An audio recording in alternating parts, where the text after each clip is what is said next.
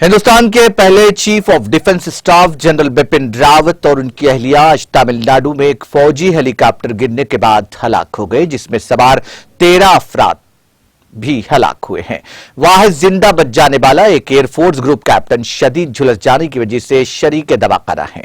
हिंदुस्तानी फिजाइया IAF ने tweet किया, गहरे अफसोस के साथ अब यह पता चला है कि जनरल बिपिन रावत, मधुलिका रावत और जहाज में मौजूद 11 दीगर अफराद इस बदकिस्मत हादसे में हलाक हो गए हैं। आईएएफ ने दोपहर 2 बजे से थोड़ा पहले इस बात की तस्दीक की थी कि एक V517MI हेलीकॉप्टर जिसमें जनरल रावत सवार थे, कुन्नूर तमिलनाडु के करीब हादसे का शिकार हो गए। हेलीकॉप्टर सुबह 11:15 बजे कोयम्बतूर के सलूर में एयरफोर्स बेस से नीलगिरी पहाड़ियों में वेलिंगटन के लिए टेक ऑफ करने के फौरन बाद गिरकर तबाह हो गया। जनरल वेलिंगटन में डिफेंस सर्विसेज स्टाफ कॉलेज जा रहे थे ताकि फैकल्टी और तलबा से खिताब किया जा सके।